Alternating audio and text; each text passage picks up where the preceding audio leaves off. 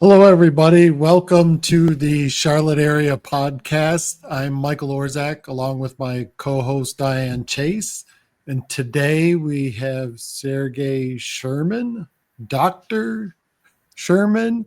Um, he's here local in Charlotte, but he's always wanted to be a dentist. So he even knew at the age around 9 that he wanted to be a dentist. So um, picked his career path early, and he just loves what he does. He's been doing it for such a long time, and he's married, and he has 3 daughters, and he also enjoys flying planes, yoga, and meditation in his spare time. And welcome, Dr. Sherman. Thanks for having me, Michael. Hello, Dr. Shirman. It's good to see you. Thanks for joining us today on In the Loop. We appreciate you taking a few moments to share some of your insights and words of wisdom and tell us a little bit about, first of all, how you came to Charlotte and what you see as a potential opportunity for entrepreneurs, because really you're an entrepreneur in a lot of ways in terms of establishing your practice and your approach to dentistry. So let's just start with how did you come to Charlotte, and what has been the best thing in terms of the business climate here? So, when I had a dental practice in Cleveland for close to 10 years, I had a partner, and at some point, I just kind of realized that what I wanted to accomplish, I'm just not in the right spot, not in the right place. We were predominantly insurance-driven office, and my treatment heavily depended on insurance reimbursement and insurance dictating my recommendation, basically telling me how to be the doctor. And I always wanted to be a part of a different model. It's just something I just saw myself being part of. And the only way for me to do that was to move away from Cleveland and find a different place. And at night, you're not going to believe this, I had a dream that I should move to Charlotte. I woke up, I told my wife that we're moving to Charlotte, and she says, "Why Charlotte?" I'm like, "I don't know. It just came to seriously." That's And amazing. yeah, she's like, "Okay." And I mean, we had everything stable. We had business partnership, house, kids, family. I am from Cleveland. And So she didn't make you go get an MRI or anything? Like, oh, you better go get checked out? I offered, but she said, "You're being paranoid." Talk about believing in your dreams, literally. Oh my gosh. Yeah. I think if I followed everything that came to me in a dream, I'd be in trouble. But anyway. But you have to be in tune with yourself. You kind of, I think as adults, we used to cutting ourselves off and just let that inner chatter in the background and ignore it and what we're being told. But anyway, so I started researching, and she's like, "Well, what about Florida?" And I don't like Florida. It's too hot. You got insects, everything out there trying to kill you and eat you, and I just never liked that. So it took about 6 months, and then we really kind of realized that Charlotte is the place to do a startup, to do what I wanted to do. It's a very vibrant city. There's so many opportunities here, and I'm surprised how I even picked it. Out of all of the places in the United States, I picked Charlotte. Yeah. It's a great place to pick. So it must have been the right place. The right dream, for sure. So tell us a little bit about your business model and that passion to do your own thing in terms of following what you believe and how you believe dentistry should be provided. Sure. So I'm very passionate about dentistry, as you know. I like every single aspect of it, and there's so many different things. There's endodontics, root canal specialty, there's oral surgery, there's braces, orthodontics, there's many different fields of dentistry, and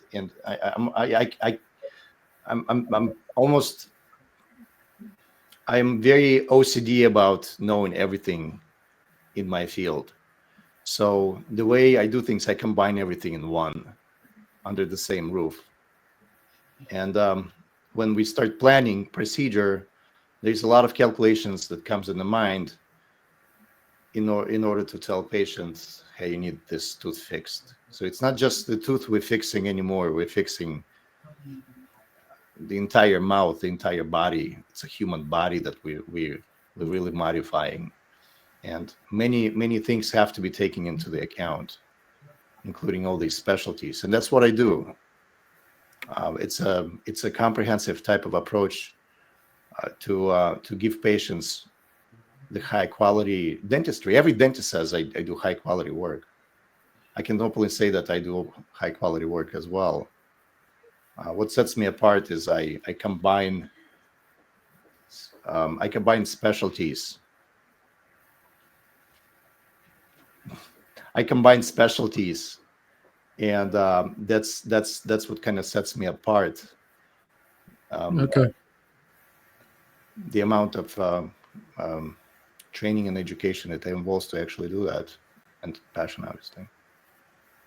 So a lot of dentists will need to refer you to a different doctor for a root canal and a different doctor for a crown, a different doctor for an implant, all of that kind of thing. And so you have broad expertise in providing kind of that one-stop shop kind of thing. Yes, everything is happening in one place. So instead of sending patients, and sometimes I do that, I evaluate and see if someone else can do a better job than me, then the patient gets referred. Always looking after the best interest for the patient. But everything is calculated by me and determined what would be the best scenario for a particular case. No longer treating one tooth, we're treating the full body. And it's different depending on the expectations and the needs of a client. Some patients just want something simple, and someone else wants Bentley. So there's place for everything. Okay. So is the Bentley the gold teeth and all that stuff? And I like see people putting diamonds on their teeth now and stuff like that? This is coming back. Yes, we had a client recently that had that wanted me to place a diamond, and I made a mistake, and he said, "Why do you need it?" I kind of brushed it off, and then in 6 months she comes back later in for cleaning, and I'm like, "Oh, you have a diamond?" I'm like, "Yeah, I told you." So she gets the diamond from a different place. I'm not sure where she got it. And then 6 months later, she came back and it's missing. There's a hole and no missing diamond. Oh no. Yeah, so That was a that's bad got to be investment. interesting seeing those accessories. Oh my gosh. Yeah, because you'd always be worried about losing. Oh, no, thank you. What do you think is one of the most misunderstood things about your profession? Oh, there's so many. I can start off with. First of all, patients have no idea what we're doing in the mouth. We spend 2 hours doing something, and then we give them a bill. And then what just happened? So clueless what we do, why we do it. I think as a profession, we're doing a lousy job explaining. I think it's a problem. We're not educating enough. And I think there's a general misconception that some people comparing dentistry as car sales. They sell me something, I don't know if I want it. So I think it's a failure on the profession end to properly educate and give patients options and explain the options and actually take the time. The problem is they can't do that because if you're networked with insurance company and your time is limited and you just don't have the luxury to spend enough time with the client explaining the options and pros and cons of a procedure. So a lot of times patients pick something they don't understand, and the doctor goes ahead and does it. And then 6 months later, something happens. So it's all about educating the client and taking the time to sit down, which is actually my model. This is how we do it. Okay. So if somebody comes in with a cracked tooth or the filling needs to be redone, you're going to go in there and explain the reasons why. Do you want to keep your original teeth, or does that matter to you? Those kind of questions. Well, yeah, you need to feel a patient and see what their priority is. If someone just wants to have a tooth fix, someone wants to have a diamond in the tooth, someone doesn't know they want to have a diamond in the tooth unless you mention it. Yeah. So it's up to us to proper read the client and give the patient options and explain the options. So there's a good decision that's made that makes sense for everyone. And so there's a lot of needed education and understanding in terms of the critical role dental health plays in your overall well-being and quality of life, right? Absolutely. Absolutely. Do you think people understand that well? And what have you seen in terms of the ramifications of poor dental care?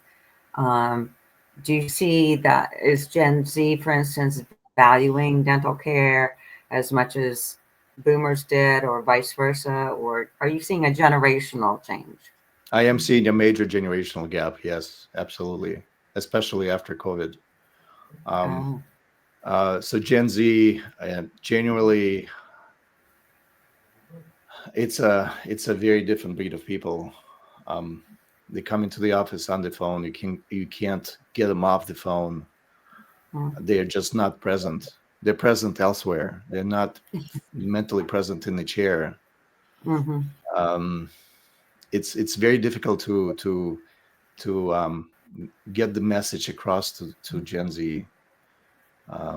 It's possible, but it's doing high end dentistry with Gen Z is just challenging because patients are not there aren't there's a lack of attention, I would say. And when you're constantly pulling up the phone and looking at the phone every 2 minutes while we're speaking, this is just making very challenging. Boomers, on the other hand, it's very easy. It's just very different type of people, very open-minded, and it's just very easy to communicate with them.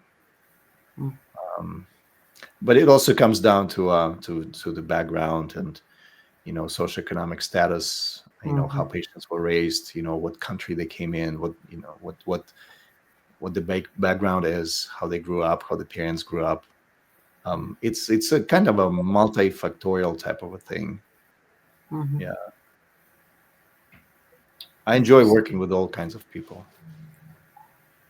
Yeah, it keeps you on your toes for sure. That's for sure.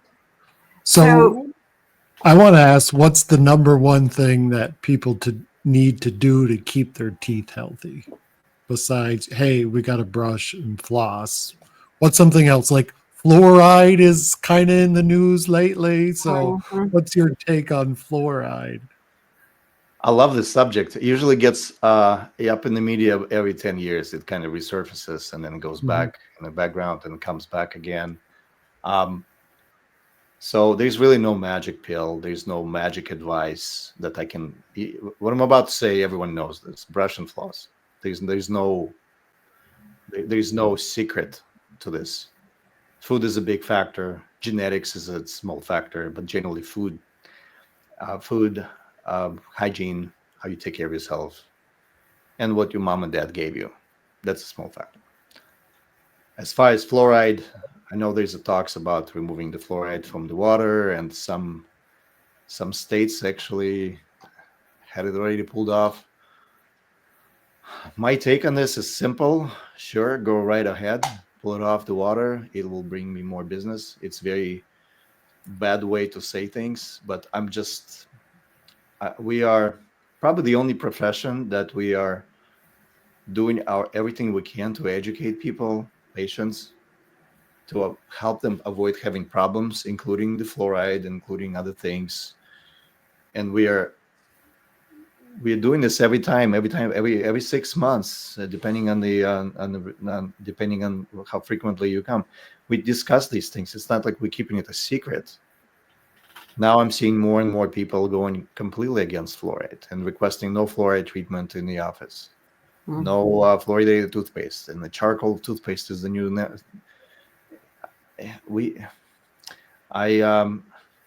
I believe in science, and there's plenty of evidence, but now it seems like a lot of people are educated, feel they're educated by going online and Googling things, and they become the experts. And for whatever reason, Facebook and different forums and Reddit have more weight on decision-making process than a doctor with years of education. Yeah, I noticed that across a lot of industries with those kind of scenarios. Um, is there fluoride products? So my thought was, okay, if you're going to take it out of the water, I need to be able to introduce this myself if I believe in that. So will there be products coming out to balance the fluoride not being in the water if you believe in fluoride, or will you have to go to your dentist to get treatments? Well, fluoridated toothpaste is sold over the counter, so you can buy it in the store. There are also supplements. I don't believe in actually taking supplement pills with fluoride. Just kind of my personal preference. But I think there's some there's beverages that actually have some fluoride in them too, I believe. Probably some drinks. Also tap water. Well, now it's going to be gone by now. But there's enough fluoride in the toothpaste. If you use the toothpaste, you're getting enough of it. There's also an option to have a topical fluoride application at dental office once a year, which what we usually do with patients. So that's enough. So there are ways. It's not going to become a problem, but it will cause a problem of increase in caries or decay rate increase, especially amongst the groups of patients that don't have direct access to routine dental care. So most likely, there will be a certain pockets of people will be affected by it in a negative way. Okay. And I guess that, in cities you have the fluoridated water, but if you live out in the country and you have a well, you're not getting fluoride out of your well water. So then you do need the toothpaste and the other kinds of options. So I guess currently there are people that don't have fluoride to begin with anyways, because they live out in the country and they have a well. So, so I guess we just need to, it's a balancing act, right? And how do you educate people on all that information? And I guess by regularly visiting your dentist so you can learn from your doctor. Yes, just like I said, there's no magic pill. There's no magic knowledge. See the dentist every 6 months. Okay. There are also conditions where there's too much of fluoride in the well water. That will cause problems. So I don't really know the statistics, but there are many cases where patients getting too much fluoride. Okay. And I believe there are some systems that actually can reduce that. So I don't really know much about it, though. Well, I'm glad we had you on because I'm learning all this stuff that I didn't know that there could be too much. So it's good to know. Glad to be of help. It's what you love to do. I'd like to jump back a little bit, Dr. Shirman, to you opening your practice in Charlotte at the beginning of COVID, right? Like yes, in COVID, when COVID was 2019. Yep, it was changing everybody's lives massively. Not long after you opened, and you had an incredible dedication to bringing in leading cutting edge safety protocols and equipment and HVAC and the whole 9 yards. So how did that help you move through? People were afraid to even go out of the house, much less go to the dentist, right? Well, there was a lot of confusion during COVID, and no one really knew what was happening, where we were heading. So it was just we were in a state of chaos, and so there was no guidance that I know of, at least at the very beginning. So when we started building the office, it was just basically my decision to build it out to as high of a standard as I can to keep the air clean. And then that's what we did. We had the luxury because the walls, everything was up wide open, and we could do that. So that's what we did. It was very challenging. I believe we had people, contractors, I believe painters. One of them died as they were putting the office together from COVID. So it was a very strange time. Took a little bit longer than usual. Took me over a year to build this practice, and it just somehow miraculously worked out. We on day one, I was very concerned if we would get any demand. People were still staying home at that time, and day one when we opened, we were slammed. We had patients driving hours away just to see us because of the system that we had installed for safety. It was a strange time. Yeah. Do you still have that system in place today? Yeah, it's integrated in the office. We use it occasionally. I'm still seeing patients that are immune compromised, and we use it for these patients just to kind of keep everything clean. It's very simple. It removes any contaminated air around that individual. So we still get some patients. In fact, we had one this morning. That's great. So if you're immune compromised, come to your office, right, where you can. And even if you're not, it's still a healthy. If you just want to be if you just want to be in a clean office, this is where you go. You go. This office is cleaner than my house. I hope my wife doesn't. It's hospital standard clean, and I love I love the fact that your wife points out that your orchids in your office are just the most gorgeous, and all the flowers are thriving because the air is so perfect. So if it's good for flowers, imagine what it can do for you as a human, right? I know, right? I know. For some reason, when I get orchids in my house, they die within a week, and there's nothing I can do to revive them. Here, they're just living. If you need anything revived, just come to bring it to our office. There you go. It could be a whole nother, career. I don't know. What are 3 lessons learned for you as not only an expert in your profession, but also, again, as a business owner that you have learned over the past 4 or 5 years? Well, 4 years. I would say the first lesson is to listen to your inner self. I believe it's, I think as adults we used to, and that's what I mentioned at the very beginning when we started, we used to brushing ourselves off and do what makes sense, that connect the logical mind and follow the logics. Sometimes you need to follow the gut feeling. So that would be probably my number one. Follow yourself, follow the inner voice. Second thing, I would say, be compassionate to everyone. We work with people of different backgrounds, different languages. People come in with their baggage, happy, unhappy, and you just need to kind of learn how to look through it. There's a human being behind that tantrum that you're getting, or it's not really targeting you. It's a baggage that we all carry.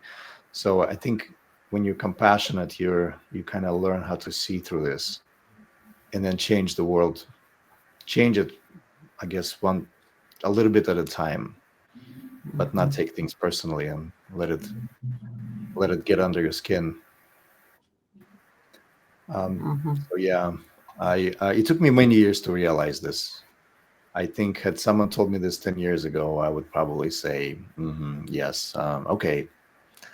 And now I kind of see how to, yeah. And then the third lesson, I would say, be humble.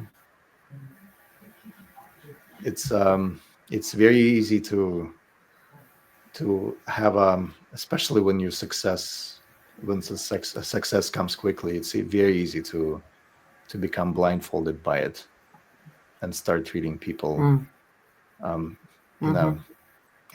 a bad way. I think it's a blessing, and